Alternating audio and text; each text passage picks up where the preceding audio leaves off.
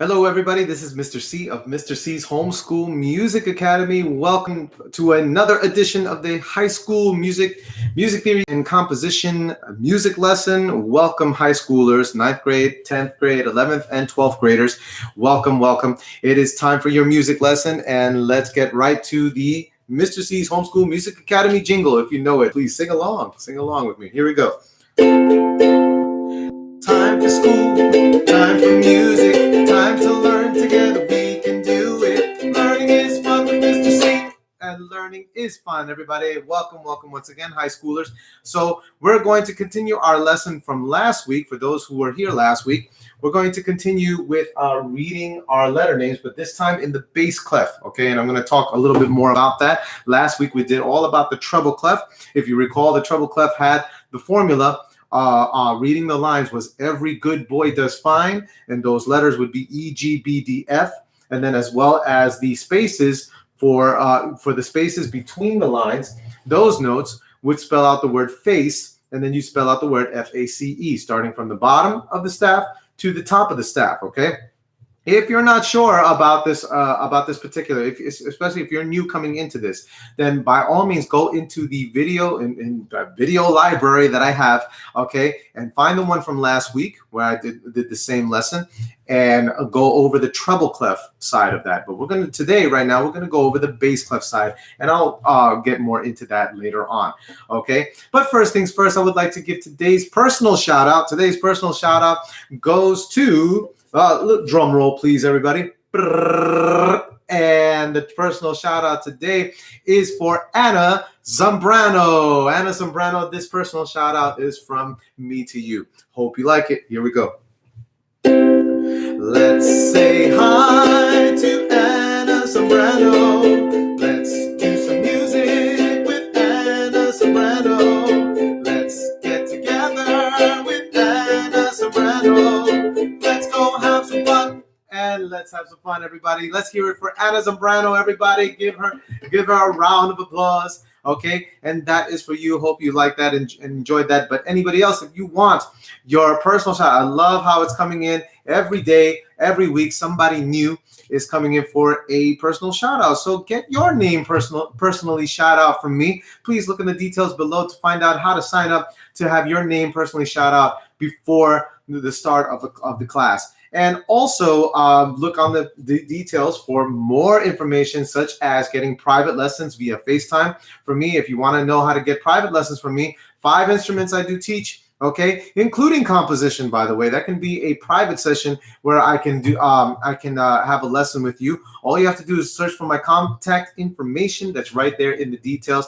As well as composition, you can also learn piano, you can learn voice, you can learn guitar, ukulele, and drums, okay? So that's 6 different things I can do private lessons in. Please find out more. Plus also homeschool teaching. Okay, I do some coaching when it comes to that, so find out more details in the details below to find out how Mr. C's Homeschool Music Academy can give you services in that respect, okay? High schoolers, yeah, if you're listening to this, yeah, tell your parents. If they're homeschooling parents, yeah, let them know about all the services that I just mentioned, that they can find out more, again, in the details below. All right, everybody, let's get right down to it. Time for our music lesson. Okay, so I mentioned that we're going to go over the bass clef. Not only that, we always start off, especially if you're new to this, we always start off with a hymnal, okay? That is a hymnal that, it praises God, okay? And so this particular song, it's in the title. It's called Jesus Paid It All, okay? Once again, it's called Jesus Paid It All. So if you'd like, because you may not know the name of the song, you may not know the lyrics, I should say, the lyrics of the song, you can go right onto your Google search engine, okay, on another page in your computer or your tablet or your phone, whatever makes it easier, and type in Jesus Paid It All lyrics, okay? Once you type that in, once again, it is a public domain song. You can easily get the lyrics for that. Very easy. So please make sure you do that in case you don't know the song. But before we get into our singing, we're going to do some stretches to get ourselves limber for singing. That's definitely going to help us. Okay, So anything we do, everybody, let's make sure. Oh, I forgot to mention. Yeah, I always mention this, but have a notebook, a pencil ready, okay, with a good eraser. Definitely your manuscript book, because we are using the staff lines, okay? So if you have a manuscript paper, if you have manuscript paper, okay, which is the music lines, in case for anybody who's just coming in first time ever, right? Please have that handy. But if you happen to have regular paper or blank paper, you can easily draw those lines or use the line paper in your notebook to kind of, put together a sort of, a sort of staff line type of situation. Okay. You can always do that as well. But, it's always best to have the manuscript paper if you can help it. Okay. But either way, we're going to take notes. That's what music composition is all about. So make sure you have that handy in time for the core of our lesson. So without further ado, let's get right into our stretches, everybody. So sit up nice and straight. Your posture must be where your back is straight, your shoulders are relaxed. All right. Everybody take one deep breath in through your nose and out your mouth. Let's do that real quickly. And good. All right. Now, everybody, let's look all the way up. Look all the way down. Look all the way to your right. Look all the way to your left. And tilt your head to the right. And tilt your head to the left. Okay. And now rotate your next in a circle very slowly, of course. Careful how fast you go. Don't do that. Nice and slow. Everybody rotate in the other direction. All right. Now everybody rotate the shoulders. Let's rotate the shoulders backwards, please. And everybody rotate them forward. Okay, and everybody reach up into the sky. Feel that nice stretch along the middle and lower back, as well as you're reaching up as high as you can, and let them drop. All right, and everybody, let's, what did I want to do? You ever get those times where you just have a blank, that you just forget what you were thinking? Oh, that's right. Let's put our hands in front of our, you ever get that feeling? You just forget things. Let's start rotating our wrists inward. I think it happens more often now that I am at my age. I don't think I want to say what my age is right now, but it happens when I'm at my age. I think it happens more often when you forget little things. Like, no need to worry about me. No, don't worry. I'm perfectly okay. Everybody rotate them forward, rotate them in the other direction. Great. Just having some mobility. Okay. This is good for that. Everybody rotate those wrists and those elbows outward. And let's go in the other direction. All right. And shake it out. All right. Shake it out. Nice. And everybody take one more deep breath in. Deep breath out. Shrug your shoulders and hold. And let them drop. Okay.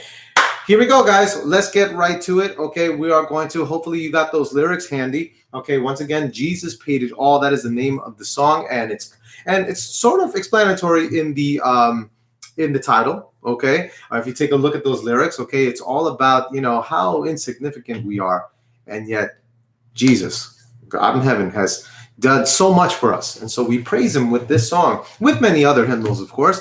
Okay. But this song definitely reminds me of, when you see that Jesus paid it all. Yeah. For his people. He paid it all for his people. And it's such a magnificent thing, such a wonderful thing that you just stand in awe. And so, those lyrics really remind me of how unbelievably that is, where we just don't deserve anything. We don't deserve anything, but God has paid it all for us. And so we thank him. We praise him for that. And so this, like all the other hymnals, it gets our minds right on track.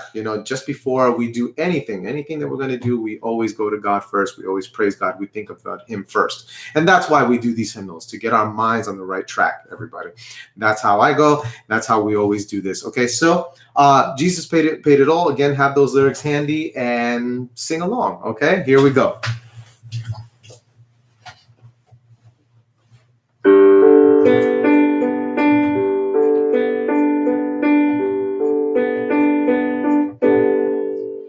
I hear the Savior say, thy strength indeed is small. Child of weakness, watch and pray. Find in me thine all in all. Jesus paid it all to him I owe. Sin had left a crimson stain, he washed it white as snow. Lord, Lord, now indeed I find thy power and thine alone can change the leper's spots and melt the heart of stone. Jesus paid it all to him I owe. Sin had left a crimson stain, he washed it white as snow. And when before the throne I stand in him complete, Jesus died my soul to save, my lips shall still repeat. Jesus paid it all to him I owe. Sin had left a crimson stain, he washed it white as snow.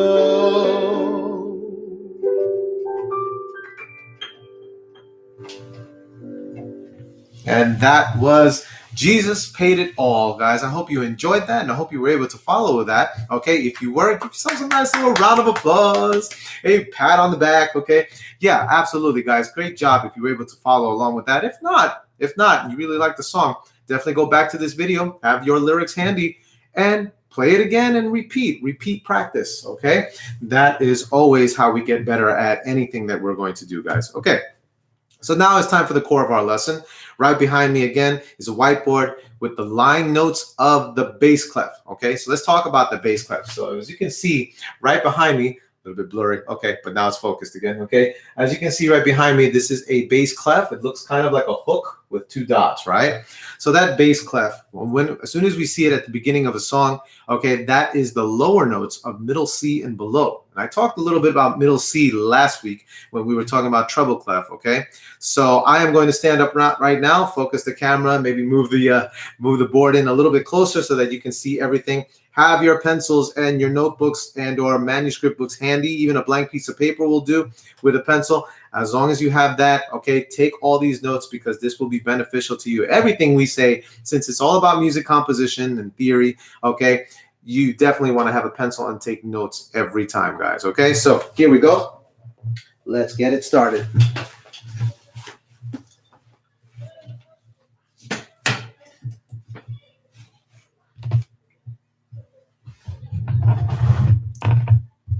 All right, I think I got a good angle over here. Okay, good. Okay, you can pretty much see. Hold on, I want to do one thing. There we go. Trying to take glares away as much as possible. Plus, by the way, I did get a curtain. Those over here last week or the past couple of weeks, I've been really complaining about the sunlight that comes right through the blinds of my window and just putting a big old nasty bright glare on the writing on my whiteboard, and so it was always hard to see things. Okay, but now I've managed to get a covering, okay, something to block out the sunlight. Though I love the sunlight, it's just not good when we're trying to see everything here, right? So I was able to get that done, and so now I have less glare. Fantastic, right? Okay, so I'm just trying to move something out of my way. Okay, so let's take a look at everything that we're doing here. All right, this is, again, the bass clef. Okay, I'm just trying to get comfortable here now. Now it's not about just seeing. It's we just got to be able to get everything. I got to be able to have a good position here. So the bass clef, okay, hook with two dots. It's all the lower notes, okay? Especially if you play piano or if you play any instrument like the upright bass or the electric bass, okay? Anything that has on the lower note side because of the range of the notes, okay? the bass clef is what we would read in, okay? On the piano also, we have a lot of higher notes on the right. On the left hand, there would be some lower notes as well. So you'd have to play that, and you'd have to be able to read the bass clef.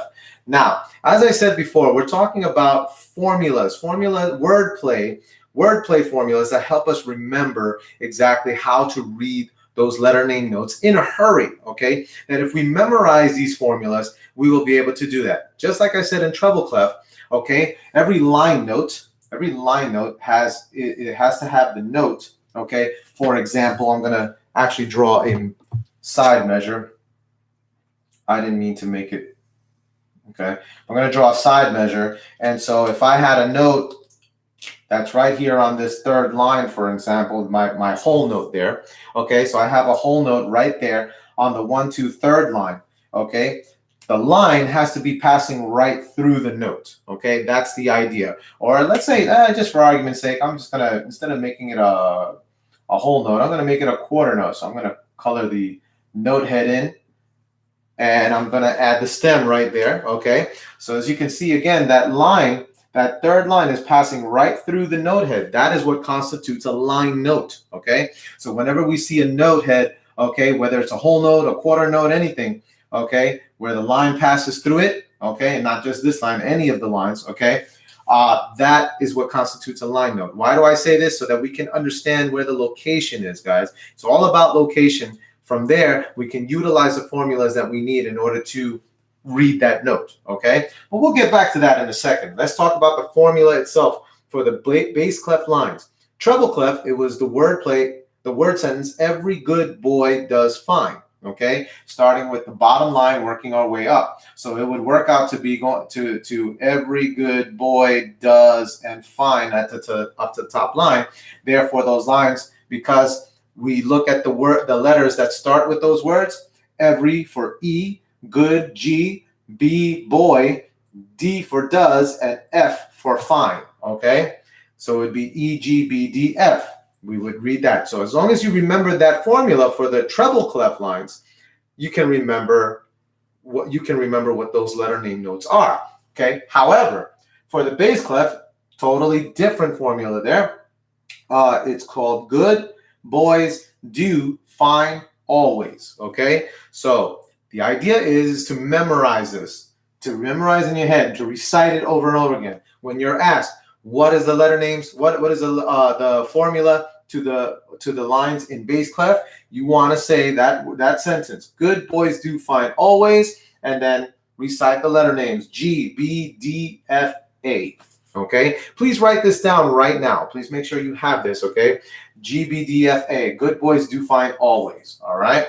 So that's what you want to keep repeating. Keep it in your head, okay? And then every line that you see in the bass clef, you'll be able to read them, okay? But besides that, we also have, let's point upward. Let's go to the ledger line. Everybody say that, those two words, ledger line, okay? Let me write it up top here. Ledger line, okay? Now I put an arrow to that actual line. That is this one little line that goes right through. It cuts right through the middle C. Okay, and I named it middle C because as I spoke about middle C last week, okay, we found middle C below the treble clef, whereas middle C now is above bass clef. Okay, essentially, what am I saying? Middle C is the very same note, whether it's above bass clef or in the ledger line below treble clef. Okay. Just really quickly, this is what it looked like in case of for some of you newcomers. I'm going to do a quick staff lines here. Here's my treble clef, okay? And so our middle C would be located right here, okay? Okay, so that is our middle C. It's in the, the ledger line below the treble clef staff, okay? It's an imaginary line that runs below that, okay? As opposed to in bass clef, though, this same note, middle C, is the same as the one that's up here, which is above bass clef, okay? It's an imaginary line that runs right above bass clef, okay? That's why we call it a ledger line. It's like just a ledger line that we can just put that there, and then imagine that there's an extra line that we didn't write in. There's an extra line that's going right across the top of bass clef, or in this case, right across the bottom of the treble clef, all right? So that is the idea. This note and this note are exactly the same note, okay? But why would they make them different? Why would they do that, okay? Really simply, especially if you're playing piano, if you're a piano player, they just want you to know that they want you to play the middle C in the left hand, because bass clef notes, as I mentioned really quickly earlier, is in the left hand side of your piano, okay? So if you want to, if the composer wants you to play middle C in the bass clef, that means you would have to use your left hand to actually play it, okay? Why? Because it's shown on the sheet music closer to the bass clef. But at some point in the music, if they show the middle C to be right underneath the treble clef with that ledger line, they show it to be closer to treble clef meaning your right hand, all your right hand notes, which are on the upper ranges. Once again, bass clef meaning lower range of notes, treble clef meaning higher range of notes, which makes middle C, which is why they call it middle C, because it literally is the midway note, the very midpoint between the high side and the low side, okay? It's like the equator on a globe, okay? The equator that you see on a globe, you have the equator that runs directly in the middle of the earth, right? That latitude line is known as the equator, and it actually separates the northern from the southern hemisphere, right? It separates both there. The equator is literally the middle, okay? So middle C, why they aptly named it middle C, is literally the middle note between the high notes and the low notes, okay? So we take it like that. And then down here, take a look, I put another ledger line. There's another ledger line with the letter E, okay? Why? Because E happens to be the note below the bass clef. Ledger line below the bass clef, believe it or not, there are ledger lines, notes below the bass clef, that is your E. But do not name it. I have younger students that will be like, oh, then that's middle E. Because why? Because it resembles what I first taught them about in the treble clef, about middle C being below the treble clef, there. So bass clef, with bass clef, that ledger line below it, okay, kind of looks like in the same position that it would be in treble clef. But again, do not call this middle E, because it's not in the middle of anything. It really is the lowest note right now that we're dealing with, okay?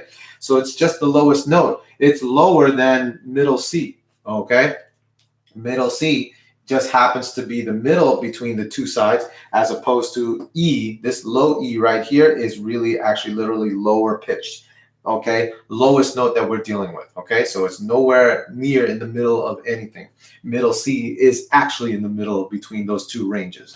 Okay, so that is our lines. Once again, remember, you have your middle C above the bass clef, and the ledger line above the bass clef, your E below the bass clef, ledger line below the bass clef, and the formula within the bass clef staff, it's good boys do fine always, G, B, D, F, and A, okay? Make sure you have all this down, okay? Oh, and before we go into the spaces, take a good look. I mentioned this note earlier again, this quarter note, okay, where the third line is running right through it. So if you were to actually label and read this note, how would you do that? Why is this pertinent with the formula? Because this is what you're going to use to read it. So again, we know the formula. Good boys do fine always. When we start at the very bottom line, we realize that that is your good, right? So you would recite it. Good boys to the next line, which is boys, right? Do, okay? That's the third line, do. Oh, okay. Do we need to go to fine and always? No, we don't need to do that, because we've already stopped where the location of that note head is. We went good, boys, do. All right? So if that's the case, if do is right here, what letter does do start with? Automatically D. Okay? And so we label that with an uppercase D, in case you're labeling those particular notes or you're doing an activity. But by the way, also, this isn't just for, this class isn't just pertinent to our future composers, which it is, not just for our future composers, but our future teachers as well. Okay, so if you're looking to be a music teacher, you're going to find, like myself, that you might be giving out sheets to your students where they're going to have to, do these worksheets where they have to label the notes, okay? You might even make up your own, okay? So what I like to do always, okay, this is just a teaching tip, what I like to do always is make up sheets. Sometimes I like to make them up of my own, right? And have a bunch of measure examples where they see the note and they have to label the letter name. And I always tell them, label it with an uppercase. That's how it should be. It should always be with an uppercase, okay? In method books and things like that, they always really use uppercase letters to indicate the letter name of those particular notes. And the reason being is because this way, when the students try to write the letter names, you try to label them, depending on their handwriting, because not everybody's handwriting is that great, right? They won't confuse it with something else, okay? So the idea is always tell your students, okay, write it with an uppercase to indicate that is okay. In this case, this happens to be a D because it goes from good boys do. We stop right where the note is, and that is do for D. Okay, that is our letter name there.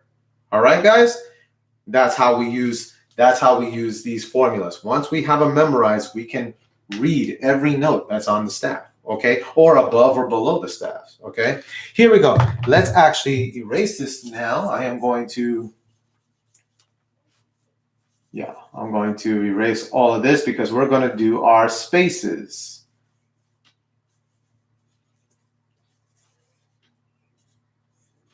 Okay. Hopefully you guys got everything down. If you didn't, no worries. Don't worry one bit. Just go back to the video again.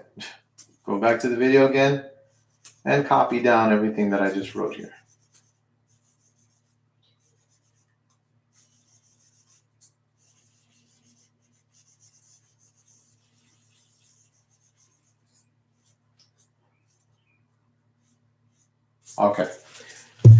Okay, guys, so now it is time for the spaces. We're going to utilize the formula for the spaces to read the notes that are in between the lines. There's a difference now, okay? So let me write that heading. This is for our spaces. And our spaces have a different formula, okay? So watch this. Nope. Why did I do that? It's not the marker I wanted. Sorry. I just forgot.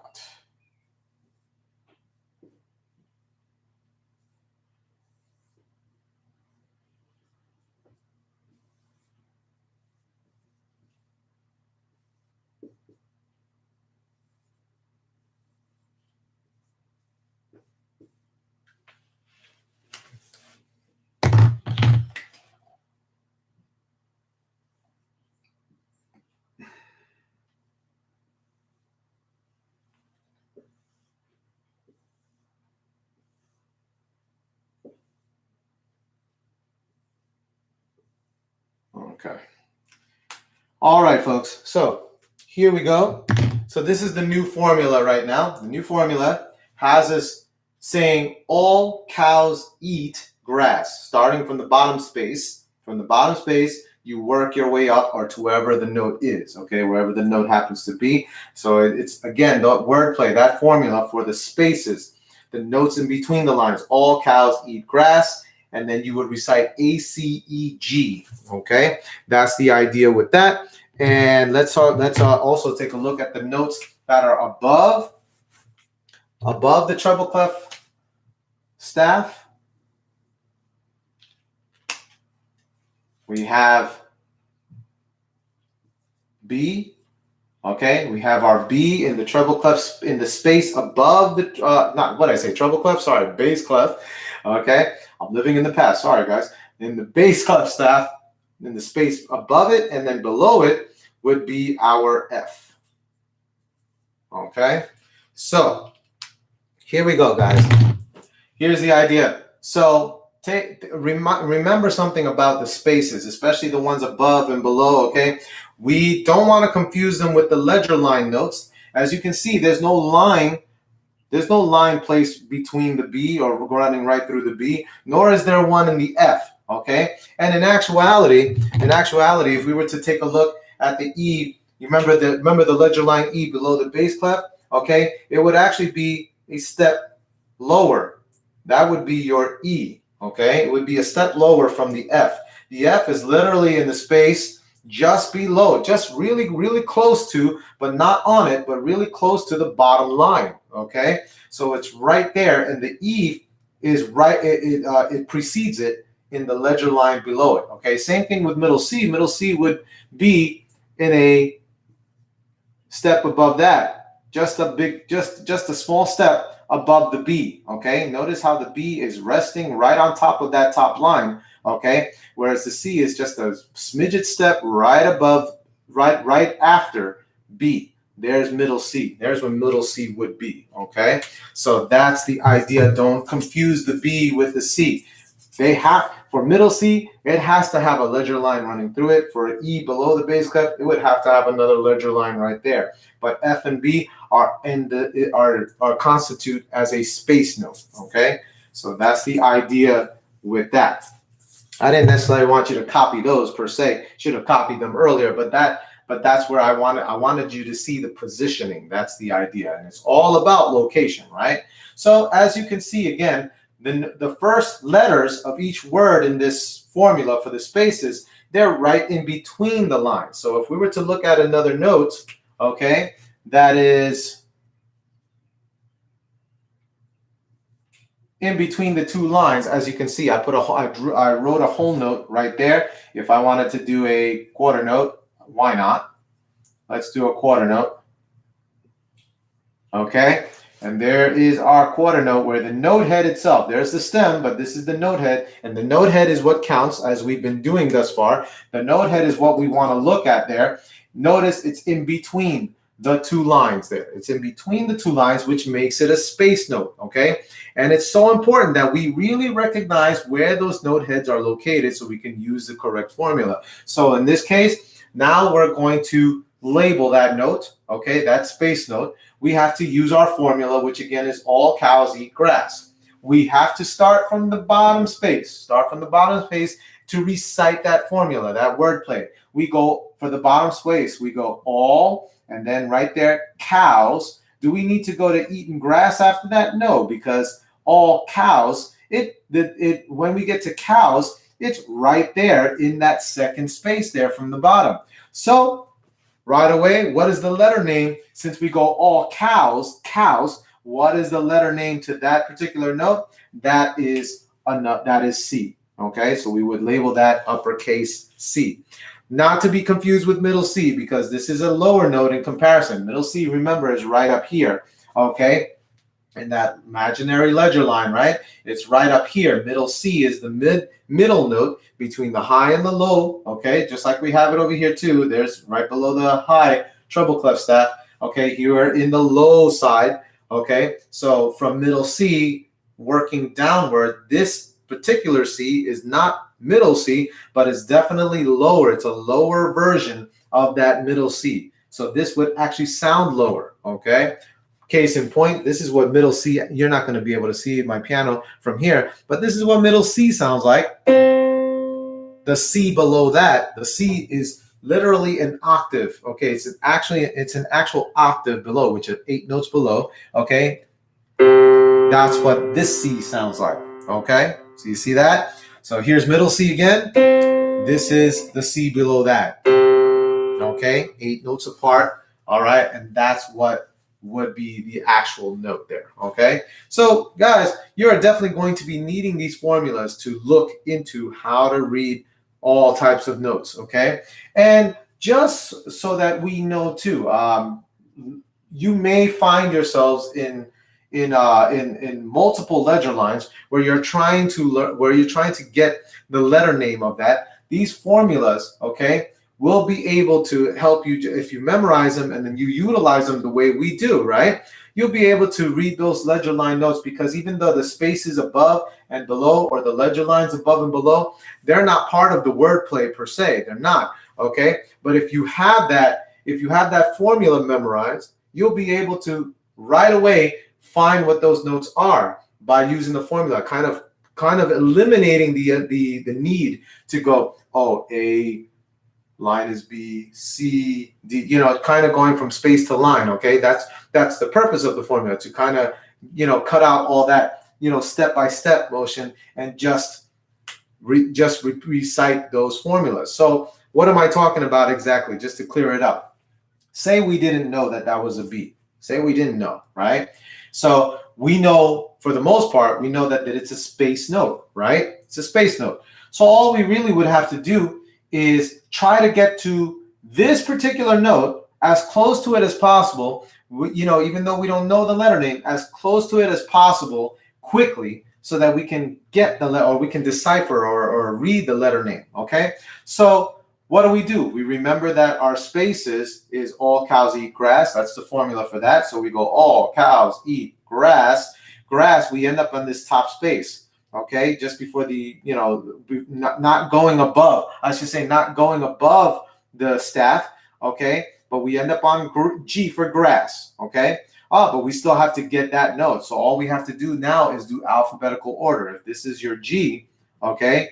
And by the way, just so we remember, our alphabet is A through G, okay? So if we ever get to G, know that as we go forward, okay, it's just going to start all over again with your alphabet starting at A. So A actually comes right after G, okay, in the musical alphabet.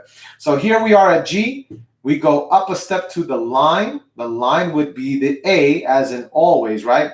Good boys do fine always. And then so naturally, when we go from A to the top space, what comes right after A in the alphabet? B, okay? You see what I'm saying? So without us going down here for the A, right? A, B, C, D, E, F, G, you know, we just go all cows eat grass. Grass is G, A, B. Simple, fast, okay? But that is not going to work unless we memorize it. So recite it like you're preparing for a spelling test. You want to recite these formulas over and over again, like about 20 times a day, so that this way it sticks in your mind. And then practice labeling notes on a sheet music. Find a song sheet, okay, and find all the notes, and, you know, take a pencil and just label them using these formulas. Once again, the formulas for, let me actually come sit down, okay? And once again, those formulas for the lines, remember, it's good boys do fine always, G, B, D, F, A. And then our spaces are all cows eat grass, A, C, E, G, okay? Remember those formulas, and you will be on your way to reading and composing, okay? Being able to compose every note, okay? For your own songs, okay? Next week, we are going to now put this into practice, okay, by finding different notes, okay, different kinds of notes. I used quarter notes today. Last week I used whole notes, okay. I'm going to give examples. I'm going to show examples. We're going to work on it together, where we're going to show examples of different notes, whether they be eighth notes or whole notes or whatever, and then start labeling them, okay. So this is what I want to say. You wrote these, okay? If you haven't wrote these formulas down, okay? If you're new to this and you don't have the treble clef formulas, look again, go into my library of videos and find the one from last week, okay? Find the one from last week. It should be the most recent high school, besides this one, the most recent high school video. You should be able to find that, and then go over and write, you know, take a lot of notes on the stuff that I did about treble clef, okay? Because we're definitely going to go over just labeling those different notes, reading different notes in treble and bass clef, and that will be next week. To follow that, by the way, just so you have something to look forward to follow that, we are going to apply reading those notes and finding them on the piano. So I'm going to be using my piano a lot. So what I would suggest for everybody is, if you have a keyboard, an electric keyboard handy, okay, then I would definitely get that out. Make sure you plug it in. If you can find the adapter, if you don't have the adapter to that, Most of them use batteries, okay? So you can put batteries in them. Try to prepare. That'll be in about 2 weeks, okay? So you don't have to worry about it right this second, okay? But definitely have a keyboard, or if you need to purchase one, then there's always good deals. I actually found for another student, I found at a thrift shop. And they sometimes they get them. They get a lot of them. Okay, at the thrift shop, I found a Casio keyboard for them that works really well. And for another student, I found a Yamaha. Okay, so you got Casio and Yamaha. Really good brands there of keyboards that they make, and they were in good working condition. Okay, you'd be surprised what you can find at a thrift shop. Okay, people throw away stuff that are just, you ask yourself, why would you throw this out? This is awesome.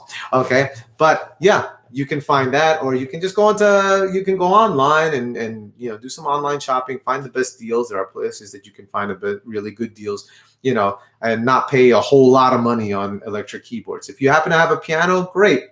Be ready to have class at your piano, because we are definitely going to use them to be able to find notes on the piano. That'll be 2 weeks from now. So we put our reading skills, our music reading skills, together with piano work. And why? Okay, it's not necessarily for fluent, ability to play piano, but so much if you're going to write music, the piano is the best thing to have for that. Okay.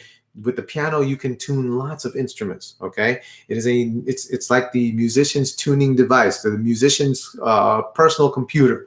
Okay, if you will. So that'll be a definite good thing to have. So make sure you have that ready in about 2 weeks or so. Okay, if you don't worry. Just follow along with the video, because again, I'm going to be focusing the camera a lot on the piano. You'll be able to see kind of what I'm doing. Okay. Oh, I forgot. Also, there are also apps. There are apps. Ta-da! That also solves the problem. Look at that. That also solves the problem with people possibly not being able to get a piano, okay, or a piano keyboard or anything like that. Okay. You can download apps, free piano apps. You can download on your tablet, on your phone. Okay. You can download where it's touchscreen, and you can tap every. It'll simulate a piano for you, and you can tap every piano key, and it's the same exact thing, guys. Okay, so yeah, you can get, and that's absolutely free. So again, this is the purpose of us going over this is not necessarily to get good at piano skills so much as being able to read the notes on the staff and be able to find them on the piano. Okay, and once again, when you guys are able to do that, you'll be able to write for many different instruments. Okay, because again, the piano is basically the musician's best friend, the musician's personal computer. You're definitely going to be able to do that. So that'll be 2 weeks from now, but next week it'll all be all about reinforcing our comprehension when it comes to reading the notes on the staff. Okay, that is it, everybody. That is the end of our class. Good job, everybody. Give yourselves a little pat on the back. Okay, hopefully you got all this down. If not, replay the video. Get everything down. Okay, I would like to definitely say thank you very much for all of my supporters, or everybody that has subscribed to my channel and has been watching all these videos. Thank you so much for your views and your subscriptions. If you have not, remember, it's right there. All you have to do, click subscribe. Okay, if you haven't subscribed yet, just click subscribe. Okay, like and share every video that you have that you are able to see. You can choose from different past ones that we've done to reinforce more skills that we've done. Okay, and I'm going to keep doing this. I'm going to keep bringing you more information, more musical education knowledge. Okay. And what else can I say? Yeah, just thank you so much again for your overwhelming support, guys. In that. Okay, don't forget the details in the video below, where you can get all these different services that I mentioned earlier from Mr. C's Homeschool Music Academy. And click the notifications bell. Once you do subscribe, click the notifications bell so that you can be aware of the different upcoming classes that are going to be happening.